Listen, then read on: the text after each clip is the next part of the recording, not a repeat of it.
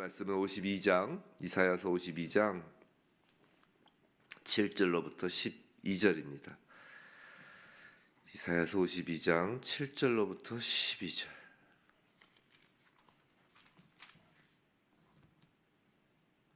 우리 한 목소리로 받들어 읽도록 하겠습니다. 좋은 소식을 전하며 평화를 공포하며 복된 소식을 가져오며 구원을 공포하며 시온을 향하여 이르기를 내 하나님이 통치하신다 하는 자의 산을 넘는 발이 어찌 그리 아름다운가.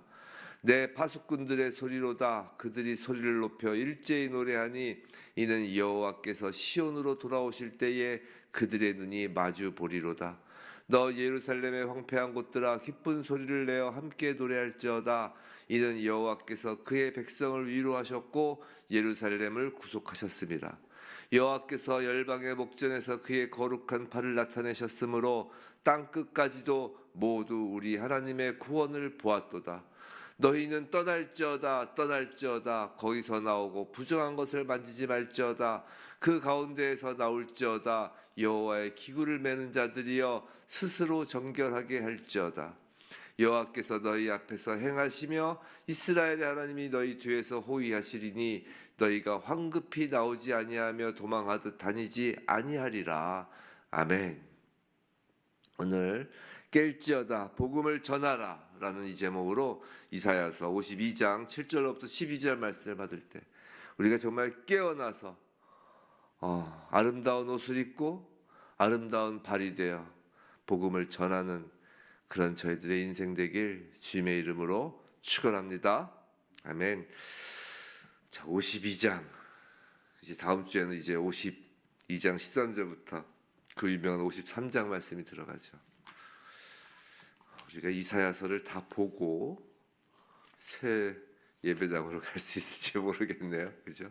66장까지 있는데 마음 같아서는 이사야서 다 보고 에베소서 다 보고 또 이제 새술은 새부대에 담으라고 새로 하고 싶은 마음도 있지만 또 한편으로는 또 말씀의 연속성을 생각하면 또 우리가 또 이 말씀 가운데서 사실 말씀이 중심이죠. 뭐 장소가 중심이겠습니까? 아니, 갑자기 오늘 이걸 읽으면서 그 생각이 들어서 그런 생각이 들었습니다.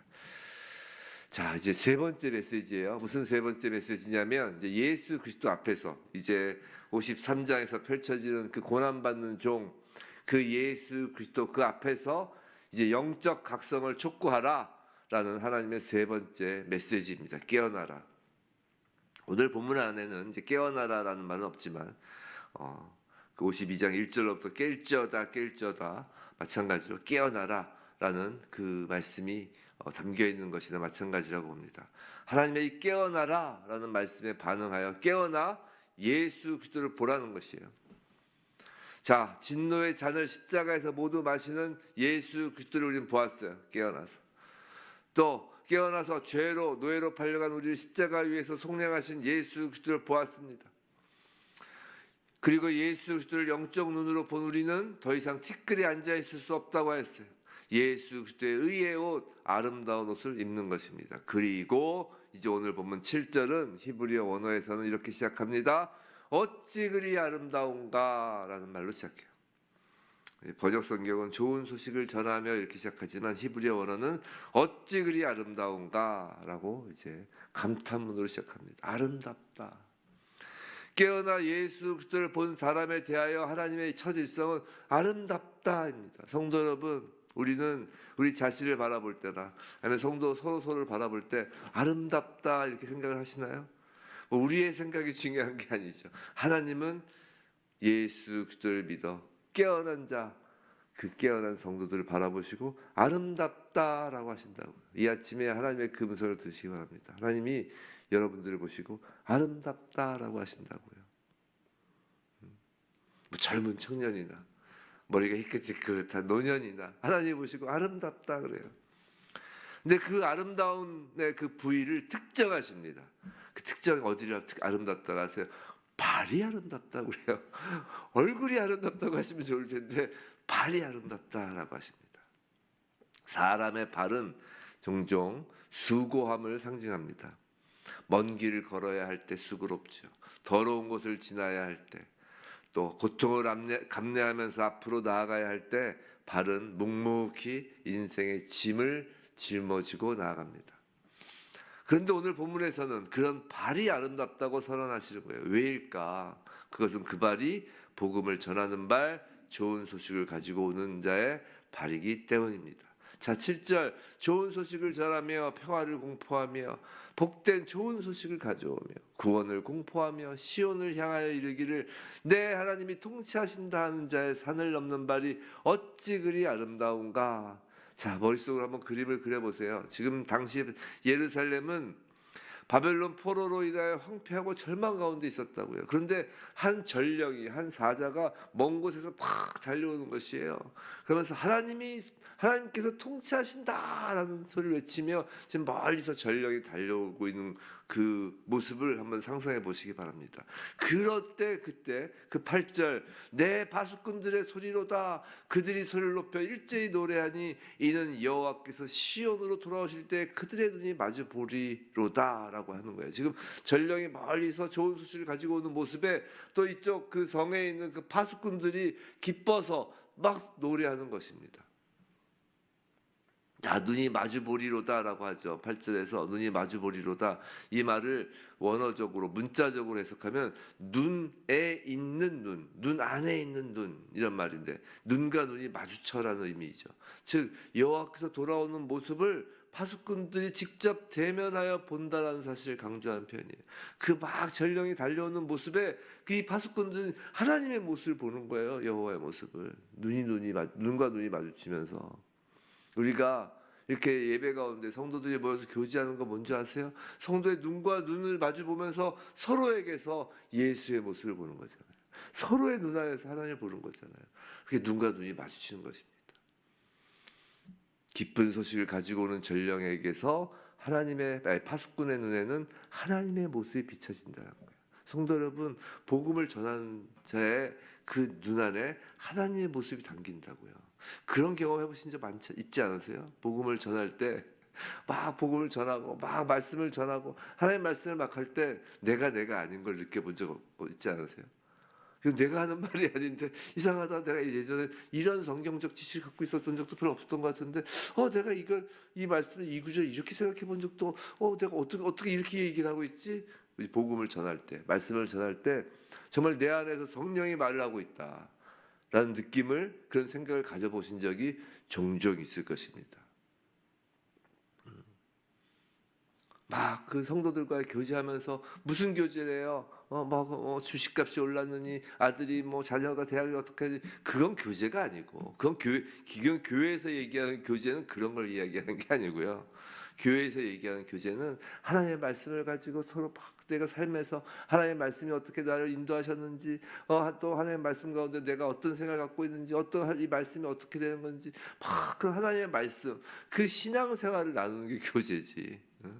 그냥 일상의 삶에서 그 가운데 그런 정말 하나님의 말씀을 하는 그 교제 가운데 하나님의 모습이 그 눈에 비친다고요.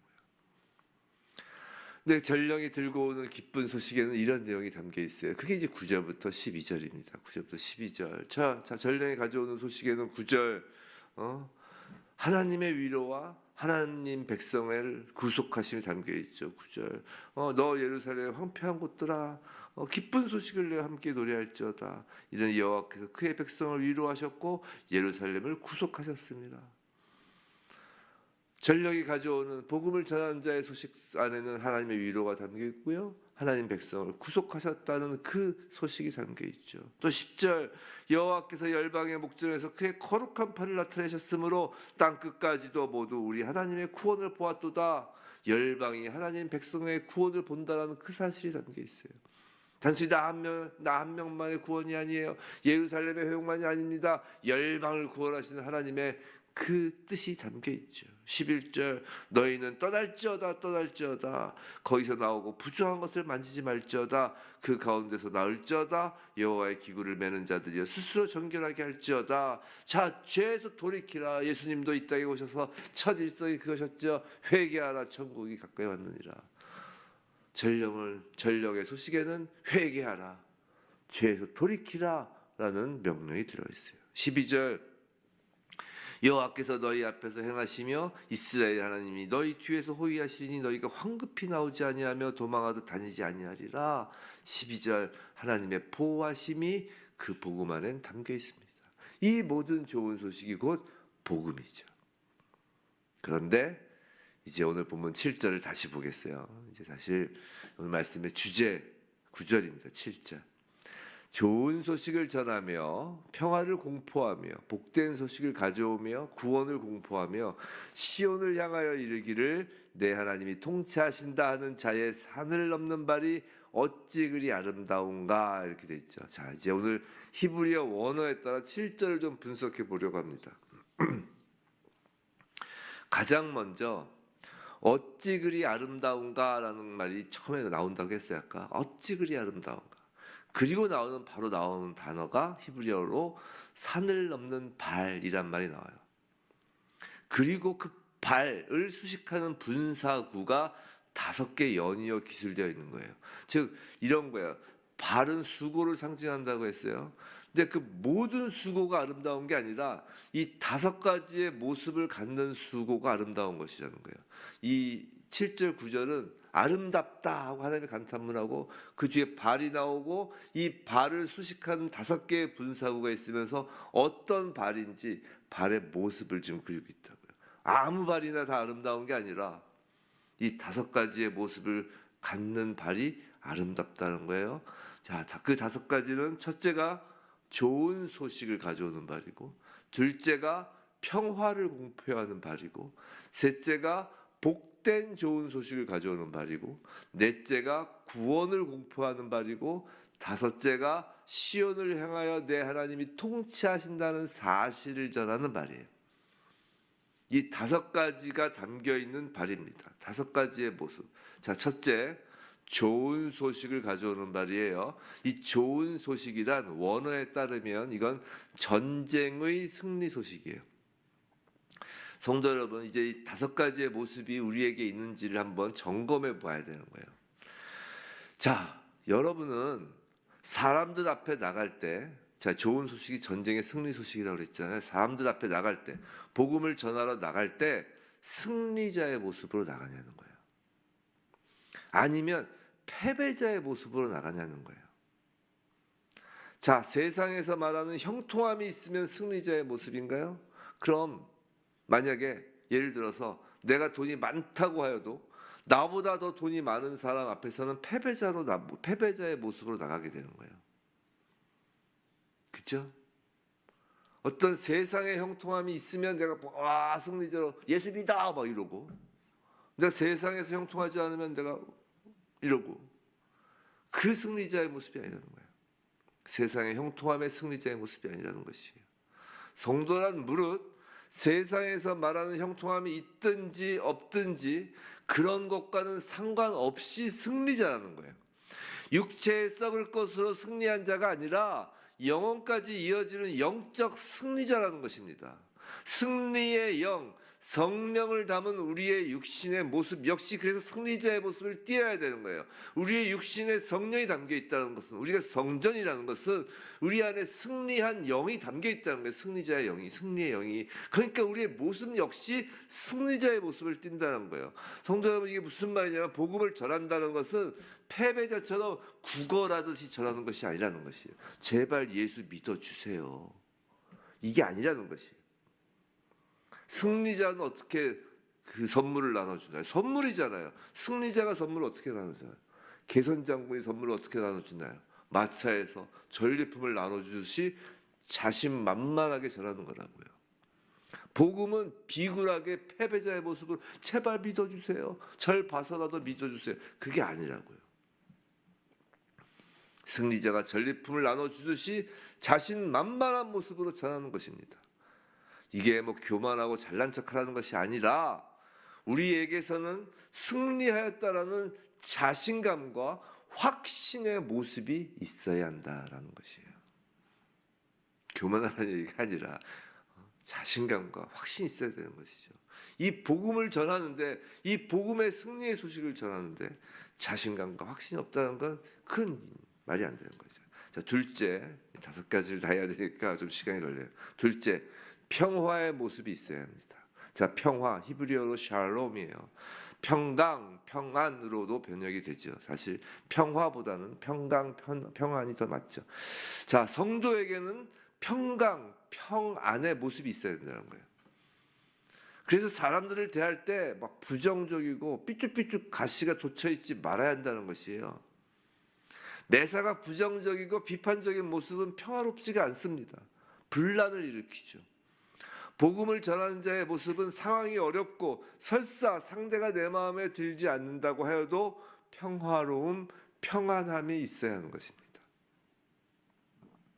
그래서 세상 사람들은, 예수 믿지 않는 사람들은, 예수 믿는 사람들이, 복음을 전하는 사람들이 항상 환하게 웃고 다니면, 웃고 이렇게 복음을 전하면 마치 뭐 가면을 쓴 것처럼 생각하는데 그게 아니에요. 복음을 전하는 자들은 내면에서 승리자이기 때문에 내면에서 올라오는 평강, 평안이 있기 때문에 얼굴이 밝은 것입니다. 각자 지금 각자의 얼굴을 보라는 거예요. 다른 사람 얼굴을 보지 말고 각자의 얼굴에 지금 이런 승리자의 모습이 있는지 아니면 그 평안한 모습이 있는지 보자는 거예요. 저도 저 자신에게 지금 계속 찔림을 받으면서 받는 말씀입니다. 자, 세 번째. 복된 좋은 소식이라는 거예요. 복된 좋은 소식이란 하나님께서 인류에게 주신 가장 복된 소식, 즉 예수 그리스도가 우리에게 오셨다는 소식이에요. 무릇 성도에게는 예수 그리스도를 만난 모습이 있어야 하는 거예요. 끊어졌던 하나님과의 연합된 모습이 있어야 하는 것입니다. 복음은 단순히 언어로 전하는 것이 아니에요. 우리에게서 예수의 모습이 드러남으로 전하여지는 것입니다. 복된 소식, 임마누엘, 우리 안에 임마누엘 하신 예수가 있는 그 모습이 드러나는 것입니다. 네 번째, 이어서 구원을 공포하며라고 합니다. 자, 지금까지 계속 우리의 발이라는 것은 이제 상징적인 것이고 우리의 모습을 보자고 했어요. 자, 구원을 공포하며. 사랑하는 성도 여러분, 아침에 일어나 거울을 보실 때, 그리고 잠들기 전에 또 거울을 보실 때, 우리가 세면을 하거나 또 거울을 보실 때 거울 속에 비춰지는 내 그냥 외면만 보지 마시고 영의 눈을 뜨시고 내 얼굴에 영적으로 빛의 영이 보이는지 어둠의 영이 보이는지를 한번 확인해 보시기 바랍니다. 거울 속에 비추인 내 얼굴에서 빛이 보이는지 어둠이 보이는지. 자, 얼굴이란 단어는 얼이란 말과 꼴이란 말의 합성어라고 합니다. 이 얼은 이 혼을 뜻하는, 영혼을 뜻하는 순수 우리말이고요. 이 꼴은 말 그대로 프레임. 또 갑자기 우리나라 말 썼다가 영어 써서 프레임. 꼴이죠, 꼴. 즉 얼굴은 우리의 혼이 담긴 꼴, 틀이라는 거예요. 즉 우리의 얼굴에서는 영혼이 묻어나게 되어 있다는 것이에요. 자, 구원을 받는다라는 것은 소속 진영이 바뀌었다는 의미예요. 어둠의 영 진영에서 빛의 영 진영으로 바뀌었다는 것이에요. 사망의 영역에서 생명의 영역으로 바뀌었다는 거예요. 이사를 갔다는 것이에요. 이사를. 예를 들어서 우리가 어떤 특정 나라를 이렇게 비하하는 건 아니지만 그 외국인 좀 아주 이제 후진국에서 힘들게 사시던 분들이 우리나라로 이렇게 오라거나 이렇게 오면 일단 그곳에서 막 찌든 삶에서 좀 점점 생활이 펴지면 얼굴이 펴지잖아요. 이 얼굴에서 그게 드러난다고 얼굴에서. 진영이 바뀌면 그 바뀐 진영에서 얼굴이 바뀐다고요. 우리 영혼이 그 안에 바뀌기 때문에 그래요. 진영이 바뀐 거예요. 자, 우리가 거울 속에서 나의 얼굴에 빛이 아닌 어둠이 짙게 들여 있다면 그건 구원받은 자의 얼굴이 아닌 거예요. 아직 그곳에서 그냥 발이 머물러 있는 거예요. 이 복음을 전하는 성도의 얼굴에는 구원받은 자의 모습이 나타나는 것이라고요. 아, 내가 구원을 받았다. 진영이 바뀌었다. 생명으로 옮겨졌다. 우리의 얼굴은 이 화장을 해서 바뀌는 게 아닙니다. 내 안에 영혼이 진영이 바뀌었을 때 얼굴에 나타나는 것이에요. 다섯째, 하나님이 통치하신다라고 하죠. 자, 복음을 전하는 성도의 모습에는 하나님의 통치를 받는 사람의 모습이 드러나야 되는 거예요. 하나님의 통치를 받는 사람의 모습이 뭐냐면 그건 겸손하고 예의 바르며 친절한 모습입니다. 성도는 절대적으로 하나님의 통치에 복종하며 하나님의 통치를 기뻐하는 자예요. 하나님의 통치를 기뻐하는 자의 모습엔 겸손하고 예의 바르며 친절한 모습이 드러나게 돼 있어요. 그 개혁교회 그 신학으로 그 웨스터민스터 신앙 고백 그 기초를 닦은 웨스터민스터 신앙 고백에서 인간 창조의 목적이 뭐라고 돼 있나? 인간 창조의 인간의 목적 그게 뭐예요? 하나님을 영화롭게 하고 하나님을 기뻐하는 것이죠. 근데 여기서 우리가 눈여겨볼 것은 하나님을 기뻐하는 거예요. 하나님을 영화롭게 하고 하나님을 기뻐하는 거예요. 하나님을 기뻐하게 하는 것이 아니라 하나님을 기뻐하는 것입니다. 성도 여러분, 성도는 하나님을 기뻐하는 거예요. 하나님의 통치를 기뻐하는 것이에요. 그 모습은 그 하나님의 통치를 기뻐하는 모습은 어디서 나타나는 줄 아세요? 교회에서 나타나요. 교회에서 말씀에 순종하는 모습으로 나타납니다. 교회에서 겸손하고 예의 바르며 친절하고 순종적인 모습으로 일단 나타나는 거예요. 하나님을 기뻐하는 모습은. 하나님을 기뻐하기 때문에 그 모습이 나타날 수밖에 없는 것이에요. 그런데 이렇게 아름다운 발, 이 5가지였죠. 이 아름다운 발은 산을 넘는 발이에요. 자, 원어는 산들이라고 해서 복수형을 쓰고 있습니다. 5가지 모습을 띠고 복음을 전하는 그 수고, 발이 수고라고 그랬잖아요. 이 5가지 모습을 띠고 복음을 전하는 수고는 평지를 걷는 그냥 라이드를 하는 그런 평안한 길이 아니에요. 산으로 올라가는 길이라고요.